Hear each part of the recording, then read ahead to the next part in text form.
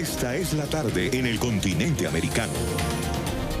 Cuando anochece en Europa y amanece en Asia, así cae la tarde en el continente americano y transcurre la noche y el amanecer en el resto del mundo. La tarde. ¿Qué tal? Bienvenidos a la tarde de NTN 24. Gracias por estar con nosotros. Las vías de comunicación están abiertas para usted a través de las cuentas que aparecen en su pantalla. Ya las conocen. @NTN 24, @la tarde NTN 24, mi cuenta personal, @Yoli Ramírez. Comenzamos.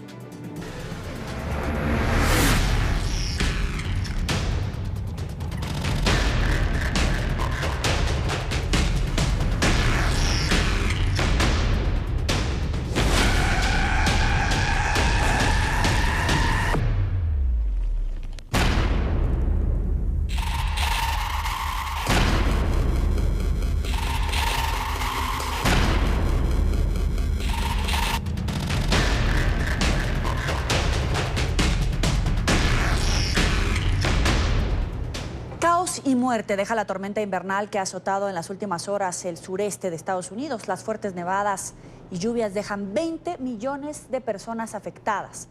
En Carolina del Norte, un conductor perdió la vida después de que un árbol cayera sobre su vehículo. Al menos 4 personas perdieron la vida a causa del fenómeno llamado Diego, el primero de la temporada. Miles de vuelos han sido cancelados y 500,000 de hogares sufren cortes de energía. Este fue el panorama en el sureste de Estados Unidos durante el fin de semana. La primera tormenta invernal de la temporada dejó acumulaciones de nieve de hasta 15 centímetros y afectó a los estados de Texas, Carolina del Norte, Carolina del Sur, Virginia, Georgia, Tennessee y Virginia Occidental. Las lluvias y el granizo acompañaron a las nevadas, colapsando el tráfico terrestre y obligando la cancelación de cerca de 1,800 vuelos. La mayoría de ellos en las Carolinas y Virginia, según la página FlightAware. Solo en el aeropuerto regional de Asheville, en Carolina del Norte, se registraron 24 centímetros de nieve. Pese a que las condiciones para trasladarse y las advertencias de las autoridades para que los ciudadanos no abandonaran sus hogares, varios incidentes se reportaron en las carreteras. Uno de ellos en Carolina del Norte, donde una persona murió cuando la rama de un árbol cayó sobre el vehículo que manejaba, ocasionando que perdiera el control. El otro pasajero que también iba en el auto resultó herido. La tormenta además deja cerca de 300,000 personas sin servicio de electricidad. Según las empresas que suministran la energía, varios postes de luz cayeron por los fuertes vientos, lo que interrumpió el servicio. Las compañías trabajan a toda marcha para restablecerlo. Según los meteorólogos, la tormenta se está alejando de la costa este, pero las nevadas se prolongarán hasta la noche de hoy. Sin embargo, el frío y las bajas temperaturas se extenderán por 2 días. 5:05 de la tarde en La Paz, Bolivia. Vamos a revisar otras noticias de la agenda informativa del día. Noticia Bolivia, donde crecen las muestras de rechazo a la candidatura de Evo Morales a las elecciones presidenciales de 2019. Decenas de mujeres se manifestaron frente a la sede del Tribunal Supremo Electoral para rechazar la decisión del órgano de permitir al mandatario su 4ª postulación al sillón presidencial, pese a la decisión del referendo de 2016 en la que los bolivianos dijeron no a la reelección de Morales. Las mujeres lanzaron bombas de pintura a la fachada del TSE y exigieron respeto a la voz del pueblo.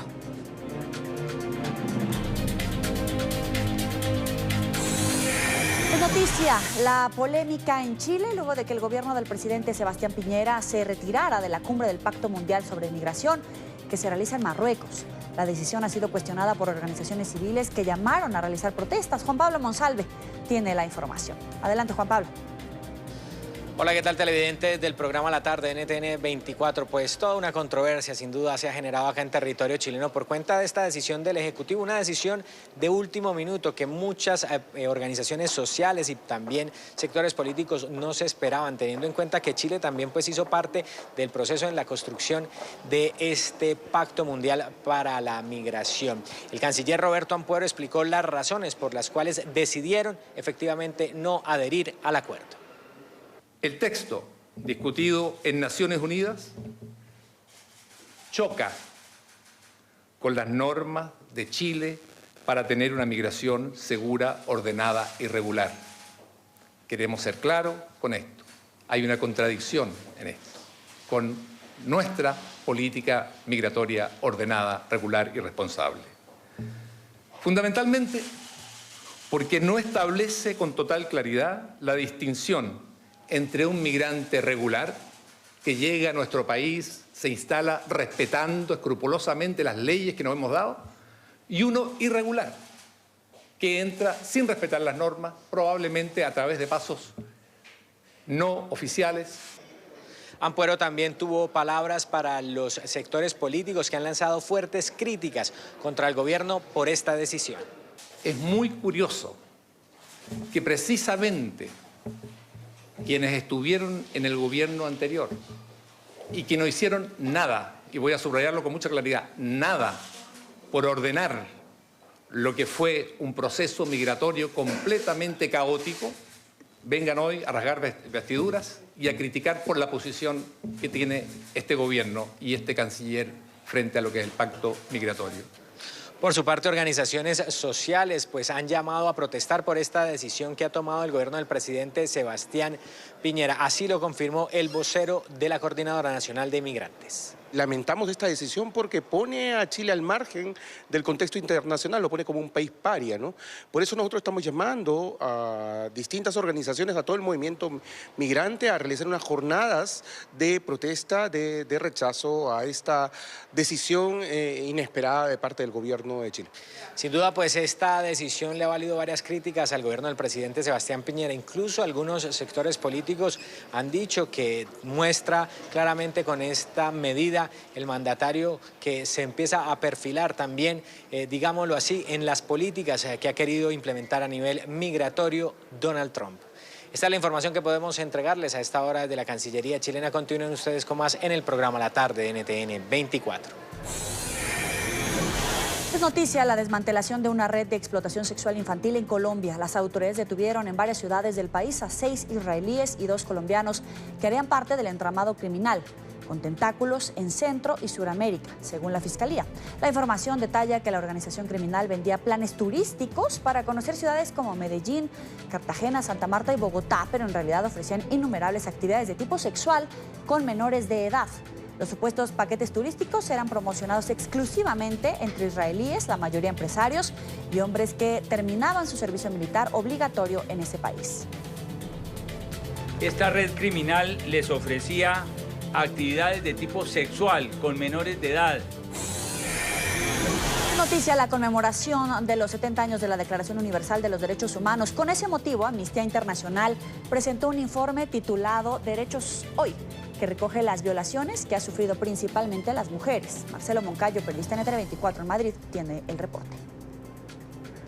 Hola, ¿qué tal? Saludos para ustedes en la tarde, amigos televidentes. De este día, desde la capital española, la ONG Amnistía Internacional presentó el informe Derechos Hoy, un documento que analiza la situación que viven las mujeres en distintas partes del mundo en relación a la violación de sus derechos humanos. Todo esto en el marco de los 70 años de aniversario de la Declaración Universal de los Derechos Humanos. Este 10 de diciembre el mundo conmemora los 70 años de la Declaración Universal de los Derechos Humanos. En el marco de esa celebración, la ONG Amnistía Internacional presentó desde Madrid el informe Derechos Hoy, que pone el foco en el rol que han desempeñado las mujeres activistas, que son las que más sufren por la persecución y represión en sus países. Todo esto, según Amnistía Internacional, apoyado en discursos misóginos que se emiten desde varios gobiernos. En la parte de América, el discurso tóxico que llega desde Estados Unidos se ha extendido a Brasil, un país con 100 y pico millones de personas, y apoyado por 60 millones de personas es algo muy preocupante. O sea, la discriminación y la desigualdad se extienden por todo el mundo. Esto ha ocurrido antes, pero la cuestión ahora fundamental es que hay gobiernos que están orgullosos de combatir el principio de igualdad. Amnistía Internacional quiso rescatar en este informe el trabajo realizado por la activista Marielle Franco, quien fue asesinada este año en Río de Janeiro como consecuencia de su accionar en beneficio de los derechos humanos. Mais uma vez nós estamos aqui para somar a esse coletivo, para somar. Estamos aquí hoy en este día muy simbólico para sumar en esta lucha con las otras personas y para ampliar esta lucha. Marielle era una persona que daba voz a las minorías. Era una mujer negra de la periferia que llegó a un espacio de poder para dar voz a las minorías. La situación de los activistas colombianos tampoco ha pasado desapercibida para Amnistía Internacional, que refleja una preocupante estadística en su informe. Los defensores de derechos humanos están en riesgo quizá más que en los últimos años en Colombia, ¿no? Un activista muere asesinado cada 3 días por grupos armados que no se sabe de dónde vienen, en un contexto de falta de protección por parte de las autoridades colombianas. Televidentes de la tarde, y este documento Derechos Hoy fue presentado simultáneamente en distintas capitales del mundo. Este es del Informe para la Tarde, Marcelo Moncayo, NTN 24, Madrid. Es noticia Brasil, donde el Tribunal Superior Electoral entrega un diploma simbólico al ultraderechista Jair Bolsonaro, que lo acredita como futuro presidente del país. Esto a 20 días de la posesión. El presidente electo terminó este domingo de formar su gobierno, en el que 5 de sus 22 ministros hacen parte de las Fuerzas Armadas.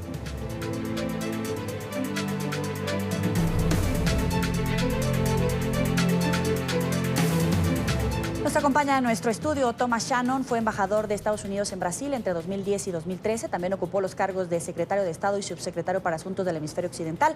Gracias por estar con nosotros, bienvenido. Muchísimas gracias. Aprovechando este recorrido que ha hecho por América del Sur y hablando de Brasil, ¿cuál sería una relación comercial que podría explorar tanto el gobierno de los Estados Unidos como el que acaba de ser electo en Brasil en materia comercial en medio de la guerra económica con China?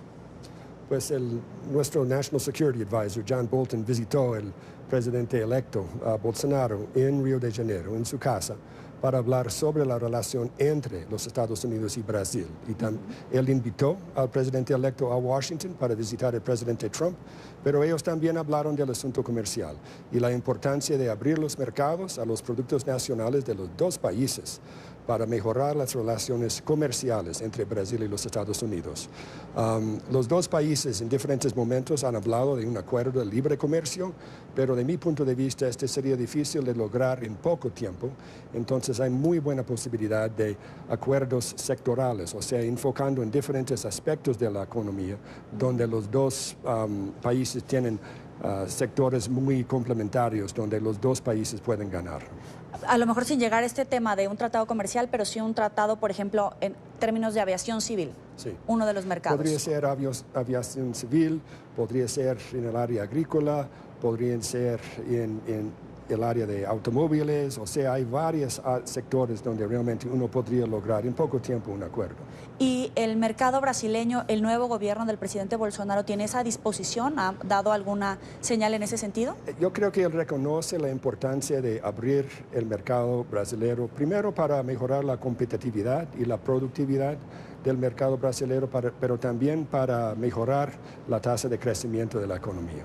Ahora, al recorrer Chile, Perú, Colombia, uno de los temas fundamentales en la agenda, supongo, es el tema de la migración venezolana. ¿Cuál es la postura en este tema? Pues todos los países han mostrado preocupación sobre la situación dentro de Venezuela, reconocen que es una migración forzada, o sea, las personas están huyendo de situaciones horribles dentro de Venezuela y están buscando una manera, primero, responder a seres humanos y venezolanos que realmente necesitan ayuda. Y lo que yo he encontrado en los diferentes países son gestos de humanidad impresionantes para mí, que muestran que hay una solidaridad y una hermanidad en este aspecto. Pero también ellos reconocen que Venezuela es un país grande con muchas personas y que la región no aguanta toda la población de Venezuela en los países en la vecindad. Entonces es importante que ellos encuentren una manera de resolver el problema dentro de Venezuela, pero mejor dicho, buscar una manera de mandar asistencia humanitaria hacia Venezuela. O sea, más que facilitar la migración, mandar ayuda humanitaria. Es muy importante resolver el problema que está causando esa migración. Y la única manera de hacer eso es mantener la unidad en Sudamérica, acerca de Venezuela, y insistir que los países de la región y las instituciones internacionales deben tener el acceso y el derecho de entregar asistencia humanitaria dentro de Venezuela. Hace unos momentos escuchábamos al presidente de Chile manifestarse en contra de este acuerdo internacional para las migraciones, justamente por el debate que existe entre que no es lo mismo un migrante regular que uno irregular. Sin embargo, en esta transición, en esta oleada de venezolanos que salen de su país, muchos no tienen el dinero para pagar un pasaporte, el tiempo para tramitarlo y tienen que salir de su país en esas circunstancias. ¿La figura de refugiado puede ser una salida para apoyar a esos que están en esa situación o sería contraproducente por lo que menciona?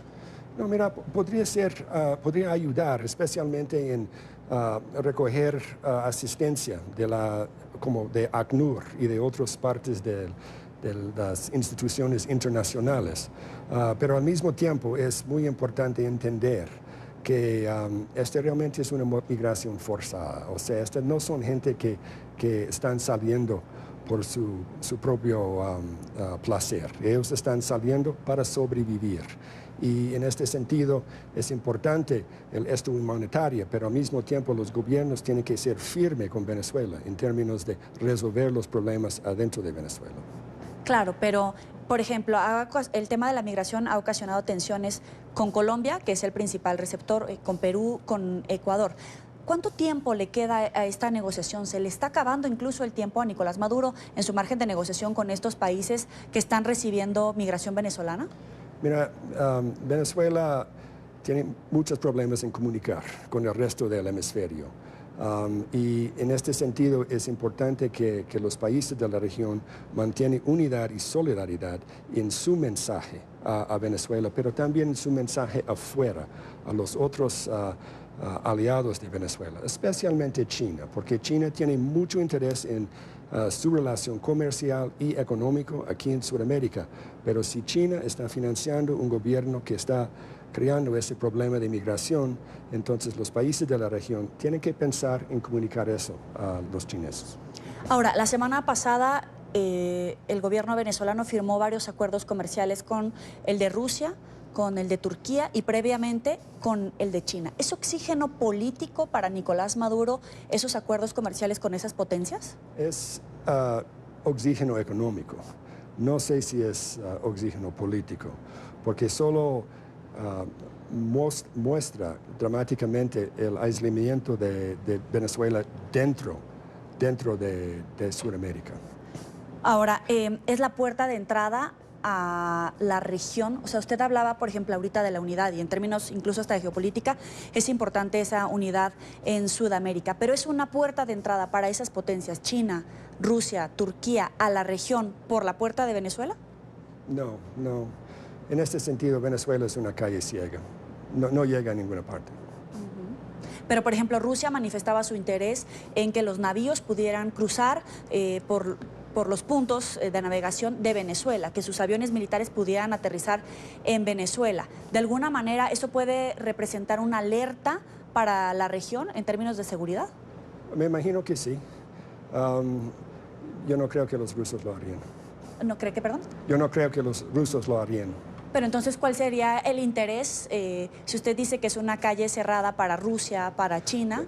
El interés de Rusia es vender armas y petróleo.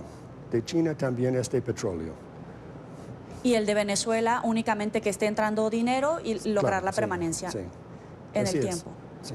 ¿Y se puede traducir en beneficios para los venezolanos, que les esté entrando ese recurso económico, pero que se pueda traducir en estabilidad para Venezuela, en una permanencia de Nicolás Maduro como presidente? Pues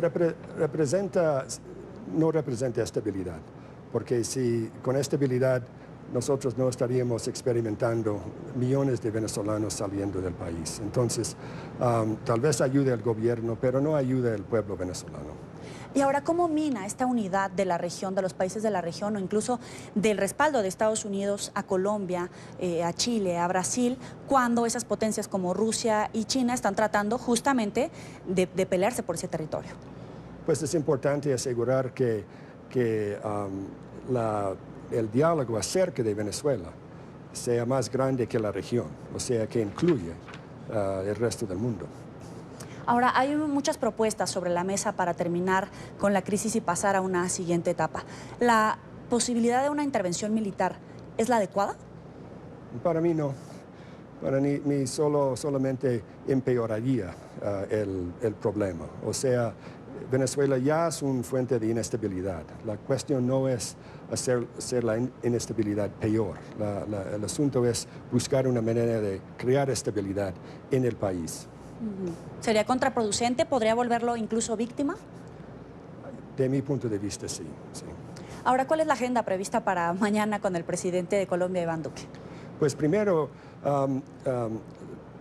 estoy fuera del gobierno de los Estados Unidos, no soy vocero de mi gobierno, pero todavía tengo un papel con el diálogo interamericano y otras organizaciones dentro de Washington, y estoy aquí para subrayar la importancia de la relación entre los Estados Unidos y Colombia, una relación no solamente de socios, pero de parceros, porque estamos trabajando en el mismo terreno y nosotros hemos trabajado con Colombia por muchos años y con mucho éxito, y nosotros tenemos mucho interés en el éxito del presidente, de su gobierno y de Colombia. Ahora, uno de los temas de estabilidad de la agenda, incluso del antiguo gobierno, era el tema de la implementación de los acuerdos de paz.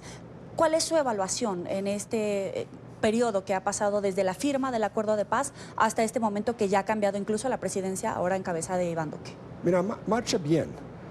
Pero es importante entender que ese es un proceso que va a requerir mucho trabajo. O sea, uno no termina una guerra de 5 décadas y tener el paz en la próxima semana. Es un proceso, pero yo veo el gobierno, pero más que nada el pueblo colombiano, con una determinación de llevar a cabo ese proceso de paz, pero también con una mirada para el futuro y no para el pasado. ¿Cuál sería su sugerencia entonces en el proceso que se adelantaba con el ELN y que en este momento pues se han detenido esas negociaciones? Mira, el gobierno y el pueblo han mostrado su interés y sus ganas de un proceso de paz. Es el ELN que ha mostrado falta de ganas y falta de capacidad realmente. Entonces, el pueblo colombiano ha mostrado mucha paciencia en este sentido, pero mi sugerencia es que el ELN busque la manera de entrar en ese proceso y hacerlo en una manera seria.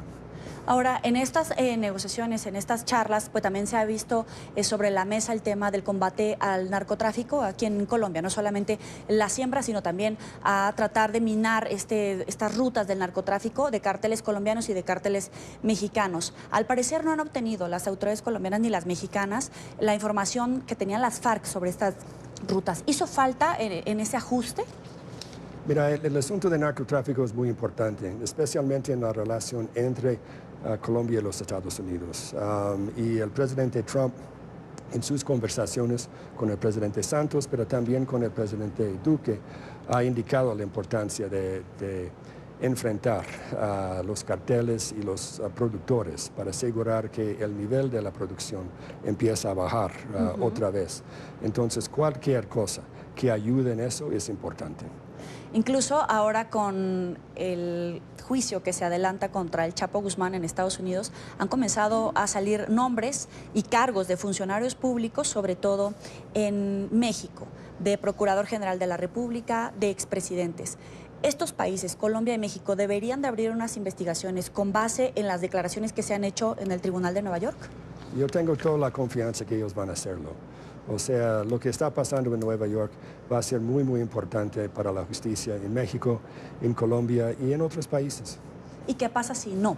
Porque al parecer es un juicio que se lleva contra el Chapo en los Estados Unidos, pero al final él está dando nombres, procedimientos, quiénes estarían involucrados, fechas. ¿Se tiene que echar en saco roto la palabra de un delincuente, de delincuente a delincuente, o de verdad pueden ser la base de una investigación contra expresidentes? Sí, mira, no estamos hablando solamente de las palabras de Chapo Guzmán, estamos hablando de una investigación hecha por autoridades de los Estados Unidos, y esta es la evidencia importante. O sea, no son tanto las palabras de Chapo Guzmán como la investigación llevada por autoridades estadounidenses trabajando con sus socios en Colombia, en México y en otras partes. O sea, yo creo que ya hay un flujo de información importante y yo tengo toda la confianza que las autoridades en estos países van a actuar. Sin embargo, el nuevo presidente Andrés Manuel López Obrador, que usted también conoce su trayectoria política, habla mucho de la amnistía. ¿Estos delitos de expresidentes deberían de ser sujetos de amnistía si se llegan a aprobar? Esta es una decisión soberana y una decisión nacional que tiene que reflejar las condiciones en cada país y las condiciones políticas y las condiciones de justicia. Entonces, realmente yo voy a dejar estos a los países. Claro. Ahora, hablemos de migración también de centroamericanos, de sudamericanos y de mexicanos a Estados Unidos. ¿Cuál es su opinión respecto a la política migratoria del presidente Donald Trump? Pues primero es muy importante afirmar la importancia de fronteras y la importancia de una migración que es legal. O sea, pero al mismo tiempo es importante reconocer que la migración en muchas partes del mundo es producto de las condiciones en los países de origen. Falta de seguridad, falta de oportunidad, problemas económicos. Y en mi experiencia es muy difícil controlar la migración en las fronteras. Uno tiene que entenderlo como un fenómeno global, pero tratar de enfrentarlo en los países de origen y también en los países de tránsito. Entonces, yo creo que lo que comenzamos durante la administración de Obama con los países Guatemala, El Salvador y Honduras de la prosperidad, de la Alianza de la Prosperidad, es un paso correcto en este sentido. ¿La separación de familias sirve como mecanismo para frenar la migración? No, no sirve. Y es cruel.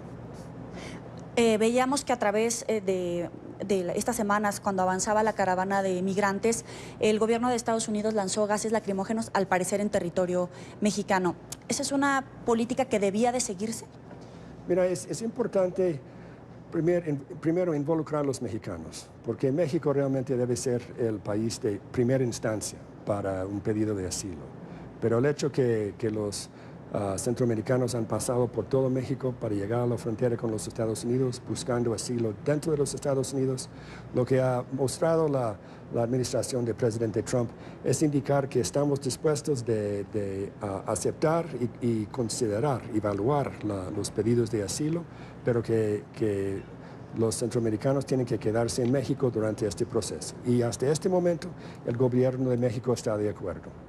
Claro, incluso ha dicho que tiene recursos suficientes para ofrecerles empleo, para ayudarlos a hacer el trámite de la petición de asilo, pero ¿se puede llegar a fracturar la relación entre México y Estados Unidos por esta política que ha decidido encabezar ahora el presidente López Obrador? Pues el trabajo de los diplomáticos es asegurar que eso no pasa. O sea, que hay una manera que los dos países pueden trabajar en este tema, porque afecta a los dos países. ¿Y la propuesta del muro tiene todavía cabida en el espacio? Porque le queda un año, vienen las elecciones presidenciales en Estados Unidos. ¿Todavía hay espacio para la construcción del muro? Mira, es un tema muy importante para el presidente Trump. Y yo no subestimaría al presidente Trump en este sentido. Pero al mismo tiempo ha encontrado muchos problemas en nuestro Congreso y especialmente en términos del financiamiento del muro. Pero es importante entender que el muro existe en diferentes partes de la frontera. Y siempre hay mucha actividad en la frontera para controlar el flujo de personas en esa área. Ahora, hay muchos reacomodos en el gabinete del presidente Donald Trump. La semana pasada vimos la nueva designación de funcionarios, escuchamos que sale el general Kelly, que hay varias personas que podrían ocupar ese cargo. ¿Cuál es la importancia con miras a las elecciones? Es decir, ¿de acuerdo con eso puede ganar o perder una elección el presidente Trump? Mira, el cambio de gabinete no es... pues es algo común en ese momento de una presidencia. O sea, casi 2 años después de haber asumido el poder y después de las elecciones que acaban de ocurrir. Entonces yo creo que el presidente Trump está preparándose para los próximos 2 años y anticipando las elecciones de 2020.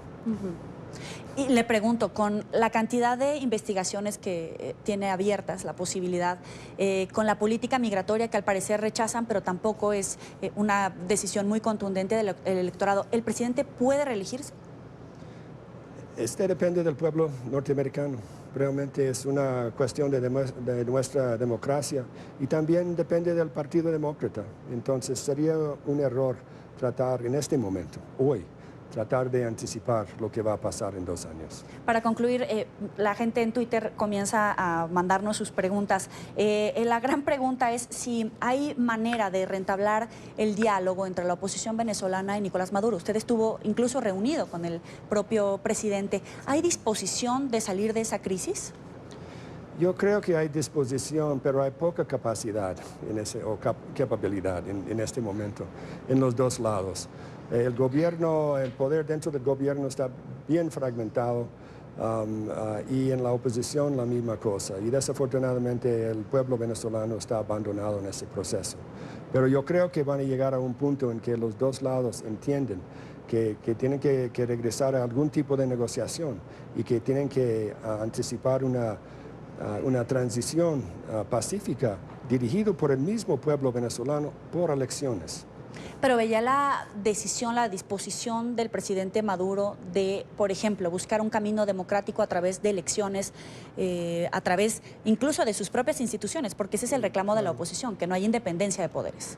Mira, disposición no existe hoy, pero es mi esperanza que hay disposición en el futuro.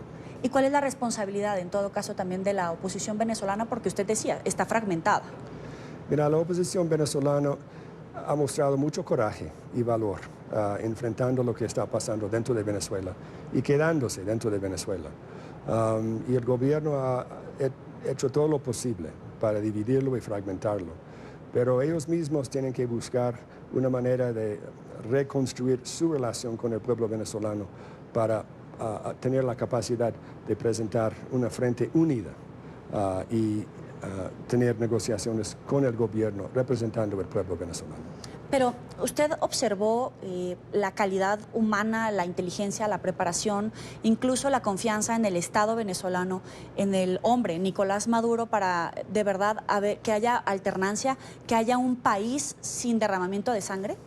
Mira, nadie entregue el poder fácilmente y por eso Venezuela necesita no solamente presión dentro de Venezuela, pero presión afuera, para construir un proceso electoral donde el pueblo venezolano pueda mostrar sus deseos y sus intenciones.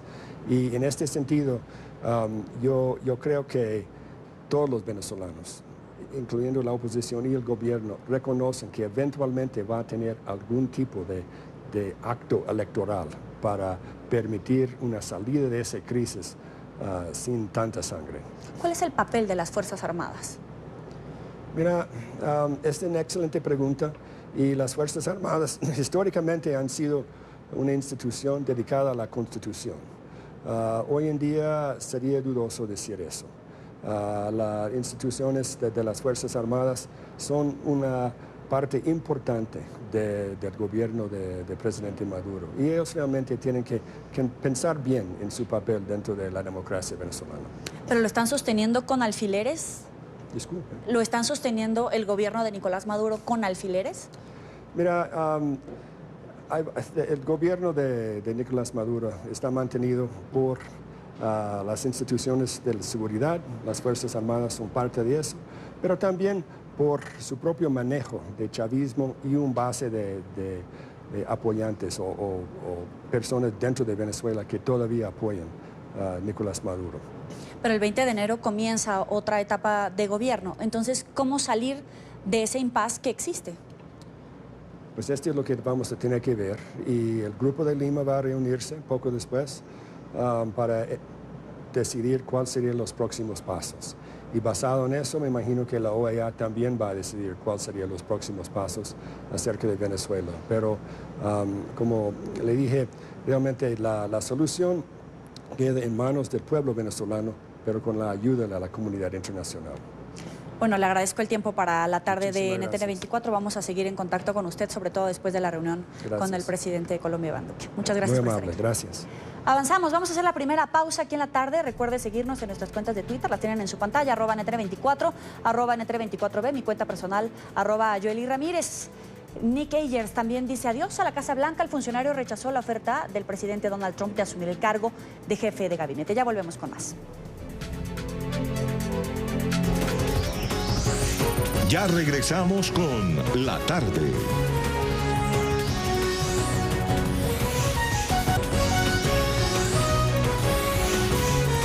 Continuamos con La Tarde.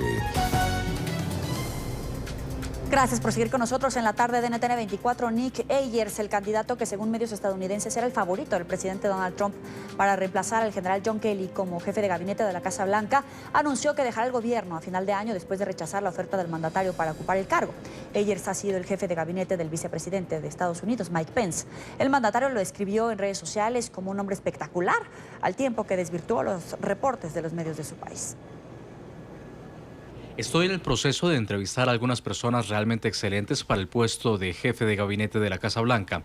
Las noticias falsas han estado diciendo con certeza que era Nick Ayers, una persona espectacular que siempre estará en nuestra agenda de hacer grande a Estados Unidos otra vez. Tomaré una decisión pronto. Desde Marruecos, el canciller mexicano Marcelo Ebrard se refirió a los migrantes centroamericanos que atraviesan el país buscando el sueño americano. El ministro de Relaciones Exteriores aseguró que el gobierno de Andrés Manuel López Obrador intentará humanizar el trato a los migrantes, haciendo sus políticas menos restrictivas. Esto con el fin de mejorar la calidad y condiciones de tránsito de quienes se mueven por el territorio. Ebrard agregó que esta política dista de la tomada por Estados Unidos, que se ha opuesto a un pacto migratorio e insiste en construir un muro fronterizo. El nuevo gobierno mexicano se ha asociado con los gobiernos de Guatemala, Honduras y El Salvador en un plan global de desarrollo que ayude a las personas a asentarse en sus países en lugar de emprender un incierto viaje. El canciller mexicano agregó que desde hace 10 días la administración de López Obrador ya presta ayuda humanitaria a los cerca de 6,000 migrantes apostados en Tijuana. Mientras tanto, grupos de activistas siguen exigiendo que se respeten los derechos humanos de los migrantes. Se encabezan varias actividades de un lado y del otro de la línea limítrofe. Jorge Nieto, periodista de nuestra cadena aliada Imagen Televisión, tiene más información. Adelante, Jorge.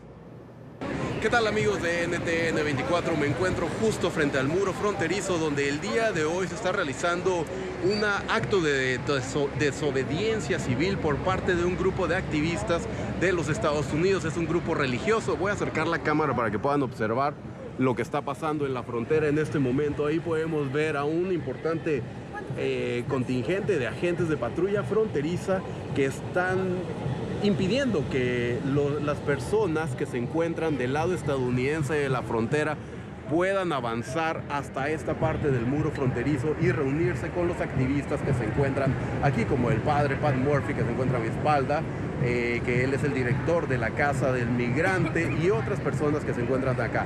Esto se da en el marco del Día Internacional de los Derechos Humanos, y los activistas realizaron esta actividad para hablar sobre este tema. Pero pues vemos que hay un ambiente hostil en la frontera. Hay algunos simpatizantes de Donald Trump del lado mexicano también tratando de provocar algunas confrontaciones. Mire, les voy a mostrar aquí los agentes que están, bueno, armados, algunos de ellos. La mayoría se encuentran fuertemente armados con armas de fuego y también con balas de goma y latas de gas lacrimógeno. Ese es el ambiente que se está viviendo en estos momentos en la frontera Tijuana-San Diego, y bueno, todo relacionado con la situación migratoria que ha estado imperando durante los últimos días. Nos mantendremos en este sitio en expectativa de lo que suceda. Por lo pronto regresamos con ustedes al estudio. Gracias. Y seguimos hablando de migrantes porque este lunes 10 de diciembre vence el plazo dado por el gobierno federal para que los ciudadanos emitan sus opiniones sobre la propuesta de la llamada norma de carga pública que pretende negar beneficios migratorios a quienes reciban ayuda del Estado, ya que según la administración de Donald Trump se han convertido en una carga para el país. Para que la norma, que aún no ha sido consolidada, entre en proceso de análisis, el gobierno deberá revisar los comentarios de cientos de miles de personas al respecto. De ser aprobada, la iniciativa de carga pública afectaría a los inmigrantes solicitantes de residencia que al momento de entrar en vigor la ley sigan recibiendo ayuda de programas en salud, sean considerados carga permanente o reciban ciertos cupones de alimentos. Para hablar de esto nos acompaña Maru Mora, organizadora comunitaria de la Resistencia contra el Centro de Detención del Noroeste. Gracias por estar con nosotros. Bienvenida. Gracias. Buenas tardes. Para esta norma, ¿a quién afectaría principalmente de ser aprobada? Afectaría a cualquier inmigrante que esté en proceso de tratar de legalizar su situación, su estatus migratorio en Estados Unidos, ya sea personas que estén en proceso de deportación y estén buscando el quedarse en Estados Unidos como yo, por ejemplo, o gente que haya solicitado y está en proceso de apenas empezar el camino a llegar a una residencia permanente en los Estados Unidos. Es decir, si no comprueban que pueden sostenerse económicamente, ¿no les darían estos trámites, esta papelería para poderse quedar en la Unión Americana? Bueno, eso ya es parte del proceso. En el proceso está determinado que ya eres una persona que tiene ciertos ingresos o tienes a alguien que va a sostenerte en lo que tú obtienes la residencia. Pero el concepto de carga pública en sí es un concepto equivocado. Es racista, es homofóbico, es xenofóbico. En todos aspectos hacen creer que los inmigrantes, aún aplicando de la manera entre comillas legal, son carga pública, cuando en realidad estos conceptos de carga pública no son más que las necesidades básicas de la gente. Estamos hablando de, por ejemplo, el accesar a la salud. Entonces, este es solamente una treta del gobierno de Estados Unidos para determinar que los inmigrantes no podamos legalizarnos, no podamos obtener la residencia permanente, y simple y sencillamente es otro paso más de esta administración fascista y xenofóbica para evitar que la gente tenga un proceso legal y justo para quedarse en Estados Unidos. ¿Por qué dice que es racista? Si nos puede ampliar esta información. Bueno, sabemos lo que está pasando en la frontera sur. Tenemos nosotros casos acá en la frontera norte, en donde gente de Canadá sí se le da asilo, pero a la gente mexicana que tiene casos terribles o centroamericana que tienen casos terribles de ser criminalizados en sus países, no se les da asilo. Sabemos que esta administración ha llevado toda la carga posible en contra de mexicanos desde que abrieron su campaña, contra musulmanes, por ejemplo, contra, como dije, países centroamericanos. Entonces, todas las políticas que han estado estableciendo son políticas claramente racistas, son sobre ir en contra de ciertos países que son de origen latinoamericano o africano, caribeño. Así que para nosotros es claro que aún el concepto que ellos usaron de carga pública ya es un concepto que quiere determinar que los inmigrantes, sobre todo los inmigrantes pobres, son gente que no deberían de estar en el país y que no deben de ser aceptados. Esto solamente habla de su xenofobia, de que realmente no quieren inmigrantes, punto, con papeles, sin papeles, que vengan a pedir asilo o que pasen por el proceso legal que ya existe desde hace algún tiempo. Entonces, usted coincide con los analistas, con los medios de comunicación que dicen que así como hay migrantes que representan un costo en términos de salud, también hay migrantes que pagan sus impuestos y a estos, por ejemplo, no les ponen tanta limitación como lo pueden hacer con un migrante pobre. Todas las personas en Estados Unidos pagan impuestos, ya sea a través de la venta, la renta de la venta, ¿verdad? A través de comprar cosas, a través de los impuestos. Sabemos que el número de millones de personas indocumentadas en Estados Unidos viene determinado por el IRS, que es la Secretaría de Hacienda, digamos, porque la gran mayoría de gente indocumentada en Estados Unidos estamos pagando impuestos. Se pagan impuestos a través de muchísimas cosas, pero es también bien claro que este mismo presidente que está diciendo que nosotros somos carga, que no pagamos impuestos, es el mismo que se ha negado a presentar sus impuestos ante el país. Nosotros no sabemos si ha pagado impuestos o no este señor. Sin embargo, a nosotros nos acusan de no pagar impuestos y de ser una carga. Sin embargo, sabemos también que el Seguro Social, la Administración de Seguro Social, que ahorita paga los cheques para toda esa gente que está jubilada, viene en más de 80% de la gente que trabajamos y que no tenemos seguro social.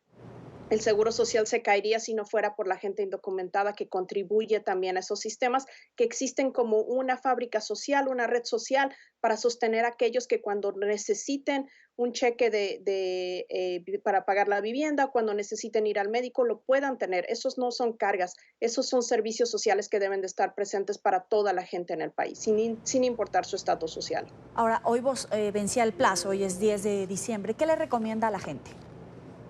Bueno, recomendamos que independientemente de lo que esta administración decida, sabemos que millones de personas estuvieron mandando sus recomendaciones, pero pues no creemos realmente que vayan a escucharnos. Pedimos a la gente que tome acción, que según en sus localidades se organicen y que hagan claro que no vamos a aceptar que se sigan usando el sistema en contra de nosotros y sobre todo que así como nosotros nos exigen cumplir con ciertas cosas, exijamos lo mismo al mismo presidente de Estados Unidos. Si dicen que nosotros somos carga pública, de que él demuestre que él no es una carga pública, que presente sus propios impuestos y que veamos qué está pasando también en su colusión de haber ido durante su campaña en tratar de hacer negocios fuera del país usando la campaña misma. Así que es importante que la gente vea quién es el que debería de estar ahorita en juicio. No somos nosotros los inmigrantes, debería de ser el mismo presidente. Según sus estimaciones, ¿cuánto representaría en carga la población migrante? La población inmigrante no es una carga. La población inmigrante se ha determinado una y otra vez que precisamente la razón principal por la que llegan a Estados Unidos, por la que llegamos a Estados Unidos es para trabajar. Las contribuciones son enormes. Sabemos una y otra vez, se ha demostrado a través de muchísimos reportes que las ciudades donde habitan más inmigrantes son las ciudades más seguras y las más llenas de dinero. Porque trabajamos por cualquier salario, pero trabajamos. Entonces, simple y sencillamente, así como se trabaja, se debe de también tener algo a cambio, como es el acceso a salud o el acceso a ciertos servicios básicos.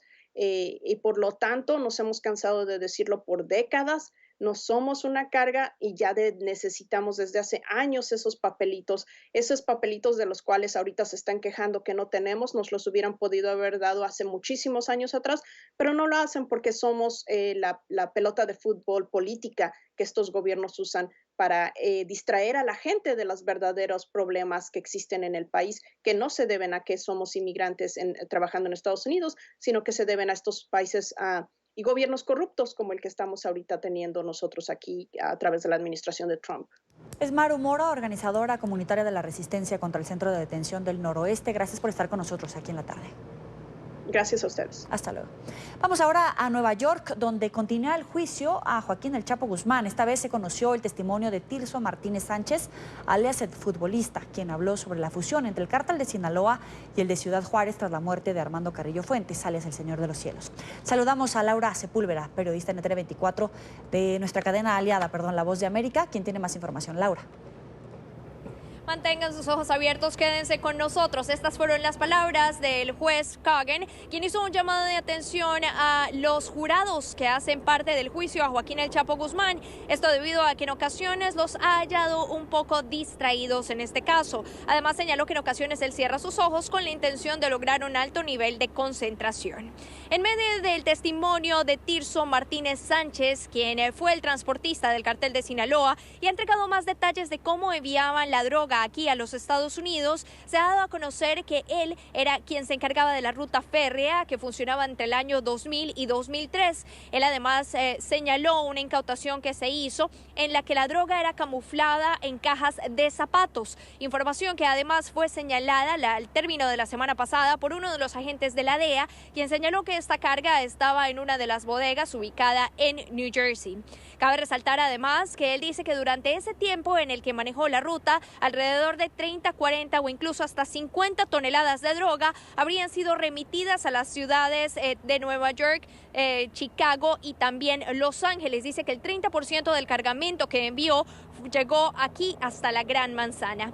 Estamos avanzando en el interrogatorio de la Fiscalía. Se espera que hacia el término de la jornada de mañana ya se concluyan los detalles que podrían obtenerse gracias a las preguntas de la defensa, que además en este momento está esperando la decisión del juez frente a una nueva solicitud del gobierno de que a la persona de la defensa que facilitó el acceso de un teléfono celular a la esposa de Joaquín Guzmán Loera, esa persona se le prohíba el ingreso de su teléfono celular a la sala y que solo pueda comunicarse hasta antes de llegar a dicho lugar. Información que seguimos ampliando desde la Corte Federal del Distrito Este. Soy Laura Sepúlveda, desde la ciudad de Nueva York, de La Voz de América para NTN 24. Gracias, buena tarde para ti. Y a partir de hoy, la mundialmente reconocida estatua de la Niña Sin Miedo tiene un nuevo hogar en la ciudad de Nueva York. Ha sido ubicada frente a la Bolsa de Valores de la Gran Manzana. La escultura de bronce fue creada en 2017 como un homenaje temporal por el Día Internacional de la Mujer, pero la gran aceptación del público condujo a que el gobierno local le buscara un sitio permanente. Alejandro Rincón tiene la noticia. Adelante, Alejandro. Hola, buenas tardes. Emitimos para ustedes este reporte desde el exterior de la Bolsa de Valores de la ciudad de Nueva York, que a partir de este lunes es el hogar permanente de la estatua de la Niña Sin Miedo, un proyecto que surgió en marzo de 2017 como parte de las celebraciones por el Día Internacional de la Mujer, pero su mensaje terminó trascendiendo a tal punto que esa estatua se ha convertido en un nuevo ícono de la ciudad de Nueva York. Esta no es su posición original, Sin embargo, las personas detrás de esta estrategia creativa, que justo recuerda la lucha por una mayor equidad de género, han logrado un acuerdo con el gobierno de la ciudad de Nueva York, de forma tal que después de semanas de debate y de controversia han decidido establecer como este punto del Bajo Manhattan como el nuevo hogar de esta estatua. Hablamos con las personas detrás de esta iniciativa, quienes nos recuerdan en estas palabras la importancia de este homenaje. Bueno, creo que como muchas personas mencionaron hoy, New York City no estaba preparada para decir adiós a la chica sin miedo. Hay mucho que representa esa estatua, esperanza, progreso, y no solo por lo que ha sido logrado, sino por lo que se puede lograr en el futuro. State Street Global Advisors, la firma corporativa que ideó la estrategia de la estatua con el objetivo de llamar la atención sobre la necesidad de que cada vez más mujeres tengan posiciones de liderazgo en el mundo empresarial, previó originalmente esa estrategia solo por 7 días y lo ubicó originalmente frente a otra estatua icónica de la ciudad de Nueva York, en este caso el Charging Bull o el toro a la carga. Sin embargo, desde primer momento la recepción del público llevó a que esta estatua primero fuera o se le otorgara un permiso adicional para permanecer en las calles de la ciudad de Nueva York, y finalmente es justo la aceptación del público e incluso una campaña en línea la que llevó al gobierno neoyorquino a tomar la determinación de volverla como una parte permanente de lo que encuentran todas las personas que visitan este sector de la ciudad de Nueva York. Ha cautivado a Nueva York y yo diría que al mundo, incluso se ha convertido en una celebridad para todos aquellos que vienen a Nueva York. Quieren ver a la chica sin miedo, es una inspiración para mujeres jóvenes, chicas, hombres y a todos aquellos que quieren más oportunidades. Nosotros elegimos a unas 100 mujeres para el Congreso y ella está diciendo que más mujeres deberían estar a cargo. La estatua de la niña sin miedo no es el único homenaje permanente con el cual cuenta Nueva York a partir de ahora para rendir tributo a las mujeres. Está en desarrollo ahora mismo un nuevo monumento a Shirley Chisholm, la primera mujer afroamericana que resultó electa para el Congreso de los Estados Unidos. Es todo lo que tenemos para ustedes por ahora. Continúen con más en la tarde. Gracias. Vamos a una pausa. Al regreso, en el día que se conmemora la firma de la Declaración Universal de los Derechos Humanos en Venezuela, recuerdan a las víctimas de la represión del régimen. Exigen justicia para los caídos a la liberación de los presos políticos. Ya volvemos.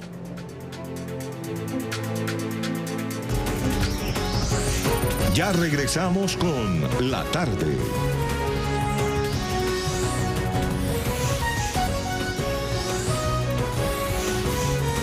Continuamos con La Tarde. Gracias por seguir con nosotros en la tarde de NTN 24. Bienvenidos a los que se suman a esta segunda parte del programa. Los invitamos a que se comuniquen con nosotros a través de las cuentas de Twitter. Vamos a comenzar. En los últimos años, el régimen de Venezuela se ha mostrado como uno de los sistemas que más ha violado los derechos fundamentales de los ciudadanos en la región. Y este lunes, cuando se cumplen 70 años de la Declaración Universal de los Derechos Humanos, los familiares de los denominados presos políticos exigieron justicia para los caídos en protesta y libertad para más de 400 personas que se encuentran tras las rejas solo por disentir del gobierno de Nicolás Maduro. Este es un informe de Oliver Fernández desde Caracas. Así recordaron en Venezuela a los caídos en protestas, hoy en el Día Internacional de los Derechos Humanos. 139 personas fueron asesinadas en el año 2017 en medio de la represión. Hoy sus familias creen más en la justicia divina. Señalan que los poderes fueron secuestrados. Vamos para 2 años y tampoco ha habido justicia. Considero que no hay justicia mientras este régimen dictatorial esté apoderado de nuestro país y, por supuesto, todos los organismos públicos que tienen que ver con la administración de justicia secuestrados por este régimen dictatorial. La vida cambia cuando se es víctima de la represión. No hay justicia, reina la impunidad. Mi vida es otra después de que asesinan a mi hermano, en todo sentido. La casa se nos hace grande, extrañarlo es diario. A diario uno lo extraña, pero convertimos ese dolor en fuerza para seguir. Y es que no se puede olvidar a quienes dieron la vida mientras buscaban un mejor futuro. Son palabras de Lilian Tintori, defensora de derechos humanos. Ya no está porque salió a marchar como todos lo hicimos y le dispararon una bomba o una metra o una bala en el pecho o una bala en el cuello. Y la pregunta es, ¿nos olvidaste? Venezuela, recuerden, Venezuela, alcen su voz. A ellos los mataron y a nosotros nos están matando lentamente si nosotros no hacemos algo para el cambio urgente. Inauguraron el Museo de Derechos Humanos. Allí se dejan ver las expresiones de quienes han sido torturados en la cárcel solo por disentir. Este rosario lo hizo Leopoldo en sus últimos 5 días de cárcel en Ramo Verde. Encuentra en la pared un enchufe, abre el enchufe y saca el cable del enchufe. Y este es el cable que él saca del enchufe. Y con este cable él comienza a tejer este rosario. Y este rosario le sirvió muchísimo para superar esos últimos días de aislamiento. En los últimos días han mejorado las condiciones de reclusión del diputado Juan Requesens. Su padre insiste en que es inocente y que ya el gobierno cometió un delito violando sus derechos. De hecho, todos estos días han estado maquillando a la institución, han mejorado las condiciones, pero como digo yo, los derechos humanos son inalienables. Ni que hagan lo que hagan, los derechos humanos fueron y son violentados, continúan siendo violentados. Y que el mejorar las condiciones no es un favor ni una prebenda, es el deber ser. Hay fuertes rumores que en las próximas horas pudieran producirse algunas excarcelaciones, sobre todo ante la posible visita a Venezuela de la alta comisionada para los derechos humanos de la ONU, Michelle Bachelet. Es la información que manejamos desde Caracas. Continúen con más de la tarde de NTN 24. Saludamos a esta hora a Rosa Orozco, madre de Geraldine Moreno, asesinada en el año 2014 en medio de la represión. Gracias por estar con nosotros. Bienvenida a la tarde de NTN 24. Hola, buenas tardes. Gracias por atendernos. Vamos a comenzar. Le quiero preguntar, ¿se respetan los derechos humanos en Venezuela? Bueno, mira, desde el 2014, cuando asesinaron a Geraldine, un guardia nacional, ahí inmediatamente ya sabíamos que los derechos de los venezolanos estaban violados totalmente. Cuando tú ves un país que hay 227 personas que desde el 2014 hasta el 2017 han perdido la muerte a causa de las manifestaciones y que 139 personas por poder pedir una vida normal, una democracia y una Venezuela libre, fueron asesinados por organismos del Estado. El régimen dictatorial ha cumplido con lo que ha dicho. Vamos a destruir todo el que hable, todo el que levante su voz. Lo que pasa es que ellos se equivocaron con nosotros los venezolanos y mucho con las madres venezolanas, que no pensamos dejar esta lucha que nuestros hijos empezaron. ¿Están condenados quienes asesinaron a su hija o aún quedan algunos libres? En el caso de Geraldine hay 2 guardias nacionales, el que le disparó a quemarropa en el ojo, le dieron 30 años de prisión, está en Ramo Verde, se llama Alvin Bonilla, y el que le disparó en el cuerpo se llama Francisco Caridad Barroso, también le dieron 16 años y 6 meses.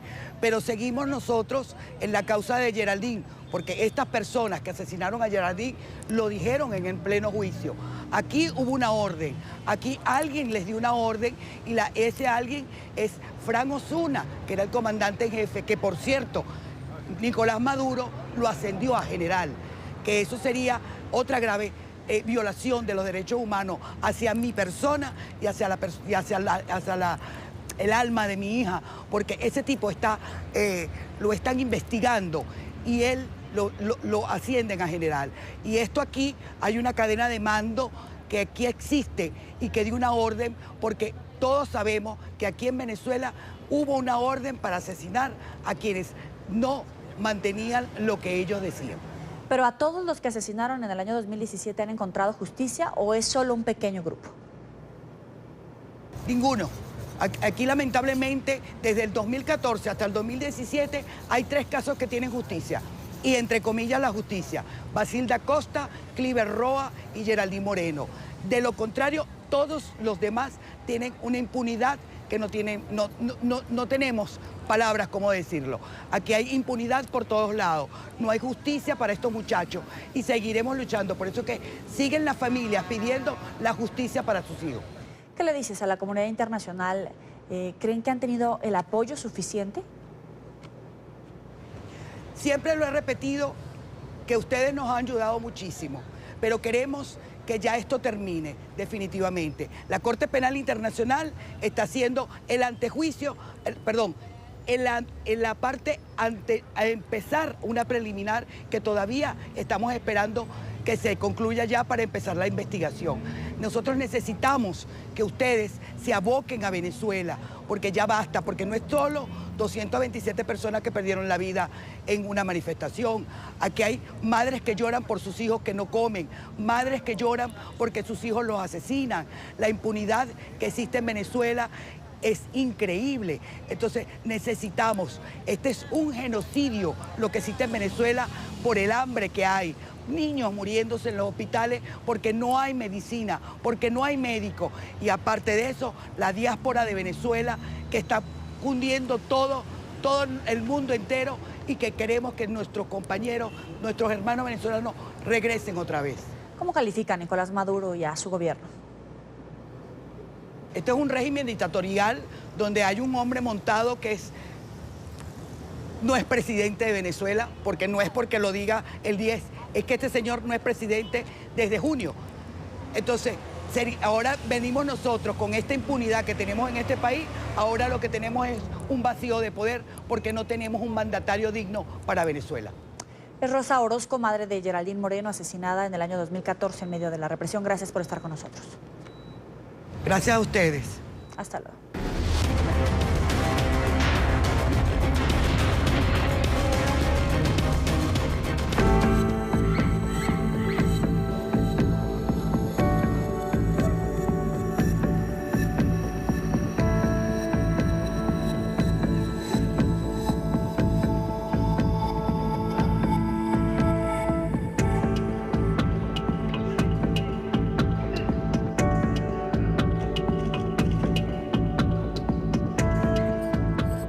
Con una baja participación electoral, la coalición Gran Polo Patriótico que lidera el gobernante Partido Socialista Unido de Venezuela se quedó con el 90% de los cargos en disputa en los comicios municipales, en los que 7 de cada 10 votantes se abstuvo de ir a las urnas. Este es un informe que envió desde Caracas Luis Laya.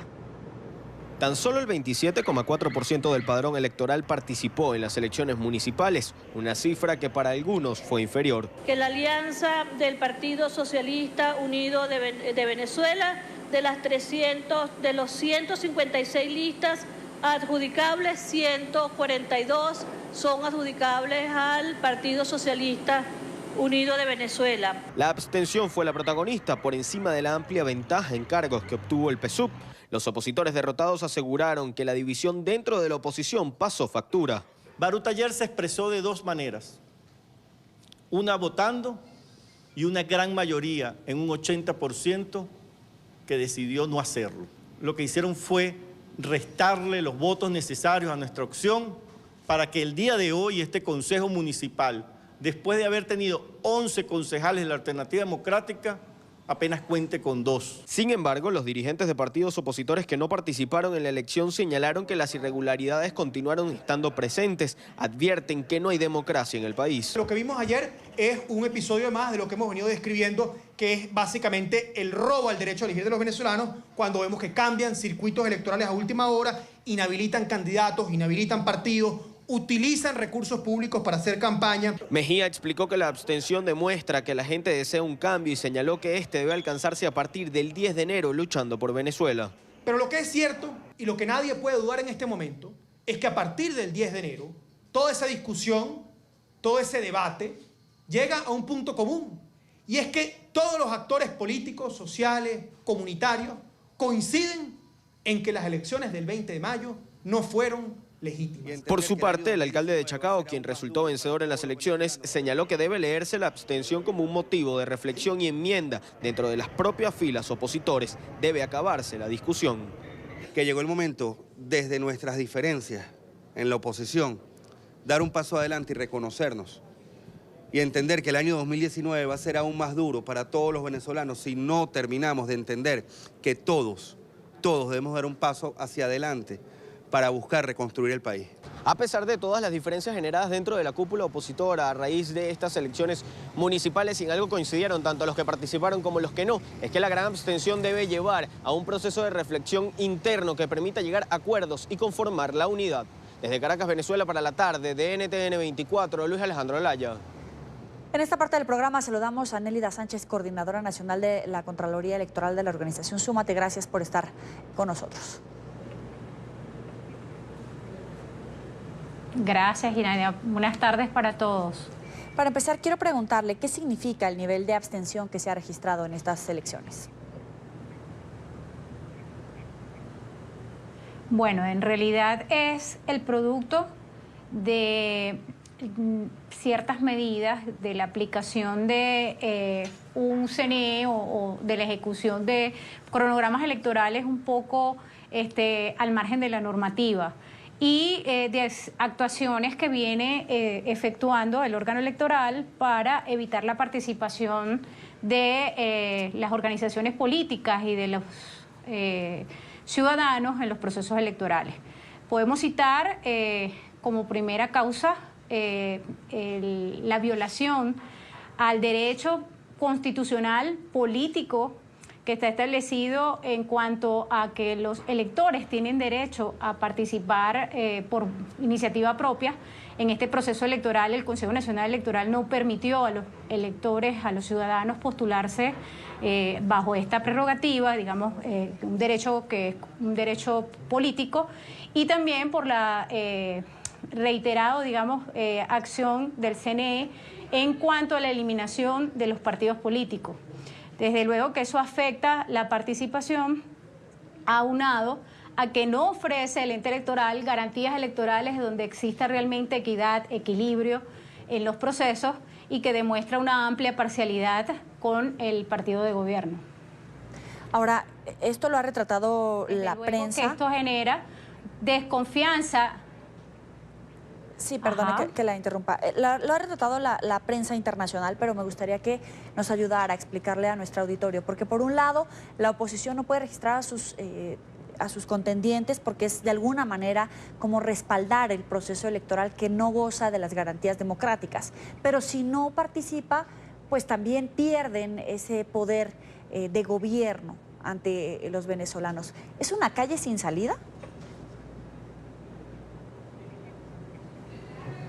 Bueno, realmente no existe garantía de que la voluntad popular se respete bajo un Consejo Nacional Electoral donde no existen garantías. Es decir, participar es un juego donde realmente el Consejo Nacional hace ver de que respeta o hace una elección donde realmente no se respetan ni los principios ni tampoco hay garantías para el electorado para poder elegir. Entonces, el hecho de que tú elijas o que tú votes no quiere decir que estés eligiendo o que se te va a respetar tu voluntad. Y eso ha generado mucha desconfianza en el electorado y evidentemente que no representa alternativas para algunos cambios, porque vuelvo y te repito, la voluntad popular no queda respetada bajo un proceso donde no existen realmente garantías. Ahora, yo le quiero preguntar, al final el régimen se queda en las instituciones. ¿Cómo reconstruir el tejido electoral, el Estado venezolano, cuando no hay oposición, no hay división de poderes, no hay garantías democráticas, no hay un ente electoral que pueda asegurar la participación y el ejercicio del voto ciudadano? ¿Cómo sanear esta situación? Bueno, realmente pareciera ser una encrucijada sin salida, ¿no? Evidentemente que no existe independencia de los poderes. Cuando tú ves que existe una inconstitucional y fraudulenta Asamblea Nacional que se abroga poderes por encima inclusive de la Constitución, donde yo creo que el único reglamento que ellos han pronunciado es donde ellos dicen que todos los poderes del Estado están subrogados a ellos y que ellos son la máxima autoridad y lo que hacen es ejecutar precisamente lo que ellos dicen, donde los procesos electorales o el Consejo Nacional Electoral como órgano comicial, máximo órgano comicial y representante del poder electoral, solo actúa en función de lo que dice la Asamblea Nacional Constituyente, violando la Constitución, violando la Ley Orgánica de Procesos Electorales, su reglamento, e inclusive yendo en contra de la participación, porque cuando tú ves que anulan las organizaciones políticas por un procedimiento o por un decreto de la Asamblea Nacional Constituyente, que es inconstitucional en cuanto a que va en contra de lo que dice la Constitución, porque el artículo 67 le permite a los partidos políticos poder postular candidatos, es decir, pueden postular candidatos, más no es obligatorio. Y ellos, bueno, si no participas en el proceso, ellos inmediatamente te anulan. Cuando hay un Tribunal Supremo de Justicia que avala esa situación, a pesar de que en 5 sentencias reiteradas, en un recurso de interpretación, la ley orgánica de partidos políticos establece que es por no haber participado en 2 procesos nacionales, y aún así ellos van en contra, simplemente ratifican lo que la Asamblea Nacional Constituyente dice. Entonces, realmente representa para los ciudadanos, buscando la opción del voto como una oportunidad de cambio, una restricción permanente, porque realmente no permite la participación. O sea, participan los que ellos quieren que realmente participen. Igualmente que, bueno, al no existir garantías, desde luego que tampoco se respeta la voluntad. Entonces, realmente estamos en una situación muy difícil desde el punto de vista de la independencia, de poder nosotros tener garantías para que el voto sea una salida para el cambio, o para poder hacer cambios dentro de nuestro país. Mientras que exista un CNE sesgado, que actúe como un brazo ejecutor del gobierno, realmente aquí no vamos a poder y no podemos decir que estamos en una democracia. Claro, ahora, ¿cómo deja al gobierno de Nicolás Maduro, pero también a la oposición, esta situación con miras a el nuevo gobierno del presidente que empieza en enero? Disculpa, no te escuché. Claro, ¿cómo deja al gobierno de Nicolás Maduro esta elección? Pero sobre todo, ¿cómo deja a la oposición? ¿Cuál es el punto de partida de la oposición con estos puestos otorgados presuntamente por unas elecciones, pero ganados de esta manera? ¿Cómo deja a la oposición en el gobierno que apenas va a comenzar en enero próximo? Fíjate, evidentemente que, bueno, la representación de la oposición en los cargos de elección popular cada día se hace mínima. Los resultados de ayer, ¿qué demuestran? Demuestran un nivel de abstención muy alta, donde inclusive los votos que saca el partido de gobierno son unos votos prácticamente los mismos resultados de que cuando gana Chávez, son 3 millones y tanto a nivel nacional. Eso demuestra una debilidad, porque cuando tú ves que la participación, a pesar de que es un poder local, y ellos se basan, o parte de su campaña fue precisamente de que es el poder popular, es las comunidades las que deben, el poder comunal, el que debe tomar los espacios, y tú no ves respuesta por parte tampoco del partido de gobierno, evidentemente que ahí hay una debilidad muy, muy grande. Ahora, ¿cómo nosotros o cómo vemos en función de lo que puede presentarse a partir del próximo mes de enero, cuando debe tomar posesión, entre comillas, un nuevo presidente que realmente no es reconocido a nivel internacional, y fue demostrado que las elecciones se hicieron en un proceso empañado, un proceso donde existió una cantidad de irregularidades, donde el Consejo Nacional Electoral comienza un cronograma que no cumple las actividades, y que inclusive a nivel internacional, bueno, ya conocemos que no es reconocido. Por supuesto que, bueno, debemos estar muy atentos.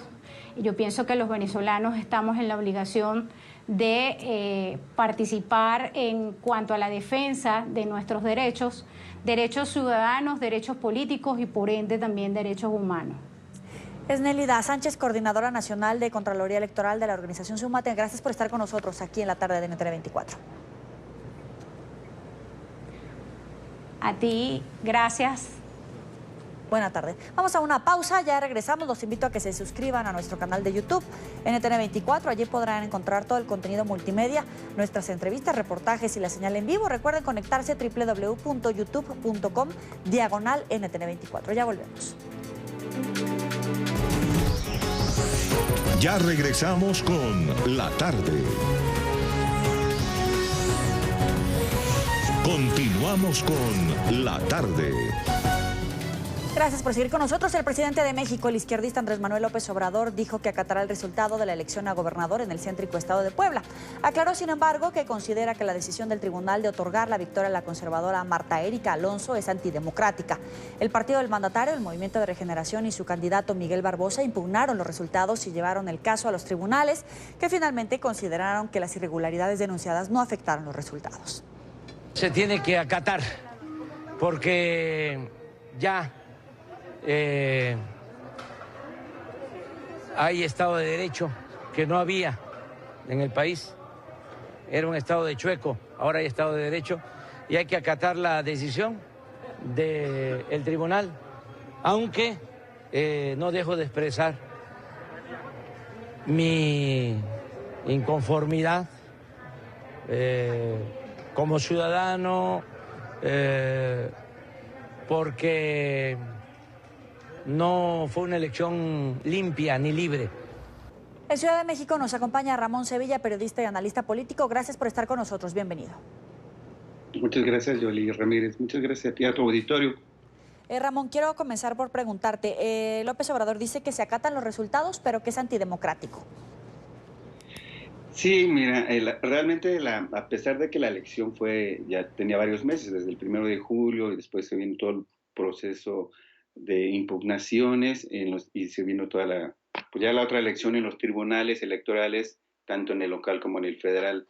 Realmente la decisión que tomaron los magistrados el sábado pasado paralizó a parte del país, a la clase política del país, estuvo muy atenta a la sesión que fue maratónica y que dividió al máximo tribunal en materia electoral de México, por todo el peso político y la importancia política de anular o validar esta elección y luego de los resultados tan apabullantes del 1 de julio aquí en México, Yoli.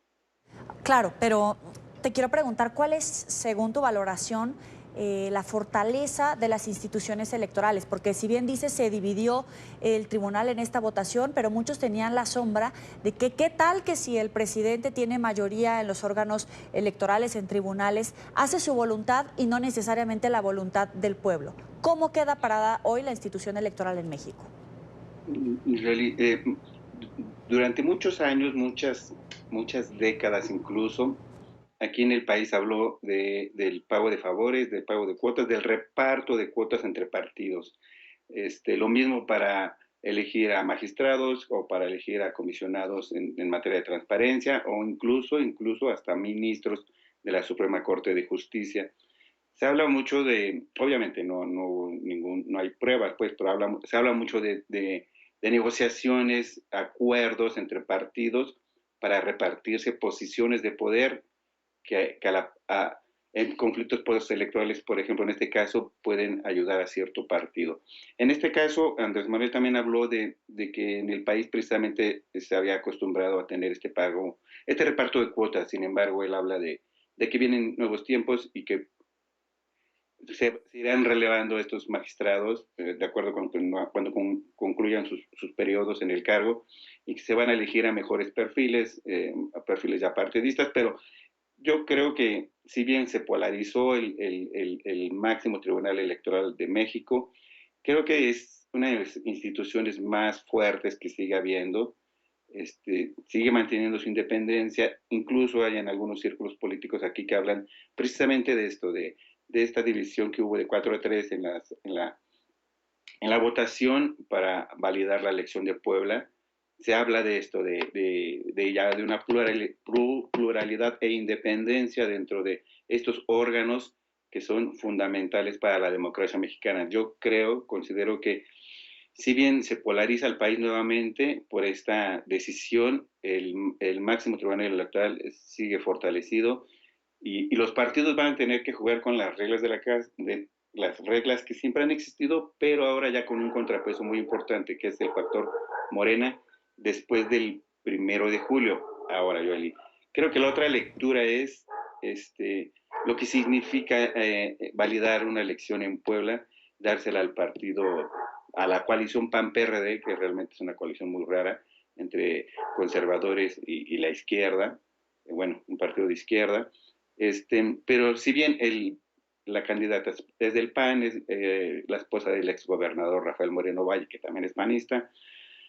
Creo que la importancia radica en esto. Gana el PAN esta elección, validan su triunfo, pero al interior del PAN, el partido que a final de cuentas logró la primera alternancia política en el país en el 2000 con Vicente Fox, el PAN queda muy quebrado, porque al final de cuentas gana Rafael Moreno Valle, el grupo de Rafael Moreno Valle.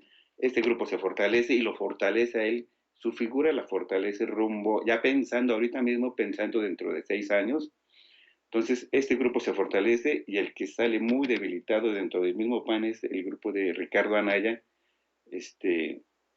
que son los que pierden al interior del PAN, se quedan debilitados, quedan relegados. El grupo de Rafael Moreno Valle, de hecho, los quitó del Senado, de la dirigencia del Senado de la República, los desplaza. Entonces, el grupo de Rafael Moreno Valle gana, se fortalece, y la decisión de validar la elección, que su esposa sea la próxima futura gobernadora de Puebla, fortalece su figura y pensándolo ya en candidatearlo a la presidencia en 6 años. ¿Crees que le dé el oxígeno, que tenga suficiente poder la gubernatura de la ahora candidata electa para que Moreno Valle sea presidente en 6 años? Yo creo que sí, depende de factores. Al interior del PAN, este grupo se fortaleció. Hace 2 semanas, Moreno Valle asumió la coordinación de la fracción del Senado del PAN, relegó a Damián Cepeda, que era un cercanísimo de Ricardo Anaya, que Ricardo Anaya sigue desaparecido después del 1 de julio. Su grupo se debilita. Marco Cortés, el actual dirigente del PAN, tuvo que negociar con Rafael Moreno Valle, que al final de cuentas Moreno Valle tenía el control de algunos gobernadores del PAN, tenían peso político al interior del partido. Entonces, realmente creo que Moreno Valle se fortalece y va a depender de él, obviamente, de lo que haga en estos 6 años en la Cámara Alta, de qué contrapesos va a significar él y su partido, su fracción, ante la mayoría de Morena, y ver el trabajo que hacen, ver el trabajo, cómo sirven de contrapeso, qué oposición van a significarle a Morena desde la Cámara Alta, y yo creo también desde el Congreso, desde la Cámara Baja, desde la Cámara de Diputados. Pero yo creo que hoy por hoy el grupo de Moreno Valle está muy fortalecido. Y no sé qué va a pasar en 6 años, pero es el grupo más fuerte al interior del PAN en este momento. Ramón, ahora tú hablabas de la polarización que queda entre el electorado nuevamente. ¿Por qué se polariza tanto? Veíamos a un Miguel Barbosa, el candidato que perdió en la elección, que decía que los resultados son resultados de acuerdos políticos. También ponía en duda la fortaleza, el papel que se desempeñó en el tribunal, nuevamente poniendo en tela de juicio la claridad de las elecciones, los resultados. ¿Por qué siempre existe esa figura dentro de Morena y crean esa polarización en el electorado? El proceso electoral en México, Joely, polarizó al país totalmente. Lo polarizó, la mitad del país ya no quería al actual régimen, y la otra mitad anhelaba que llegara Andrés Manuel con Morena, porque significaba una esperanza completamente inédita para el país. El país quedó polarizado, gana Morena y arrasa en las elecciones, obtiene mayorías en congresos, mayorías en los gobiernos estatales, gana la presidencia por más de 30 millones de votantes. Andrés Manuel fue el presidente más votado en los últimos 20 o 30 años. Tiene un fuerte capital político y una fuerte legitimidad, porque en las últimas elecciones presidenciales habían estado muy divididas, y eso restaba cierta legitimidad al gobernador, al presidente ganador. Ahora no es el caso, tiene una legitimidad a prueba de dudas. Sin embargo, la gente aquí en México sigue polarizada. O sea, mucha gente sigue apoyando ciegamente los programas, las medidas, las políticas públicas que están impulsando Morena desde la presidencia y desde el Congreso. Y hay muchos que no, bueno, aparte de los otros 30 millones o 20 millones que no votaron por él, pero gente que votó por Morena está expresando cierto desencanto, principalmente en redes sociales, que es donde se da mucho juego a todo este encono político. Pero el país sigue polarizado. La elección ahí despertó muchas sospechas, Joely, porque un magistrado, José Luis Vargas, que él estaba proponiendo la anulación de la elección por violaciones a la cadena de custodia de paquetes electorales, él adelantó cómo iba su proyecto de resolución y eso polarizó al país.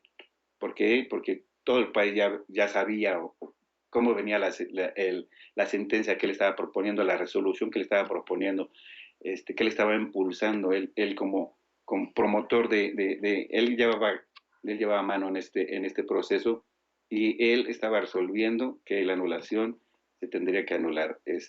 El país, como estaba polarizado, pues medio país estaba hablando de que Puebla ya se iba a anular la elección, que ahí tenía oportunidad otra vez Morena de ganar otra gubernatura y hablaban de todo el cochinero que hubo en el proceso electoral. Para concluir, y muy brevemente, entonces, López Obrador, frente a estos resultados, hablando de la fortaleza institucional, de que se acatan los resultados, ¿cómo queda parado? No, Andrés Manuel, la figura de Andrés Manuel queda bien parado. Él dice, ¿sabes qué? No lo comparto, un fue antidemocrático, pero lo acato. Porque pues es que tiene que ser así, una figura presidencial tiene que acatar una resolución de un poder autónomo. Eso lo fortalece como poder ejecutivo. Habla bien del presidente, ya dijo que no va a ir a Puebla, no se va a abrazar con la gobernadora electa, porque no son tiempos, y dejó un encuentro para, yo creo, meses posteriores, ya cuando todo esto se enfríe. Pero de momento Andrés Manuel dijo, yo acato, no estoy de acuerdo, pero yo acato y yo iré a Puebla y trabajaré con el gobierno de Puebla, pero ahí después iré a visitar a la gobernadora. Entonces, el gobierno de Andrés Manuel queda bien, las instituciones quedan fuertes, fortalecidas, divididas, pero al final de cuentas yo creo que siguen fortalecidas. ¿No? Y la figura presidencial de Andrés Manuel y su gobierno quedan fuertes. Ramón Sevilla, periodista y analista político, gracias por estar con nosotros aquí en la tarde. Joel, muchas gracias para ti y a tu audiencia. Hasta luego. Vamos a una pausa en la tarde, ya volvemos para hablar de deportes. Finalizó la novela y la Copa Libertadores tiene un campeón. River Plate ganó en un partido disputado ayer en Madrid.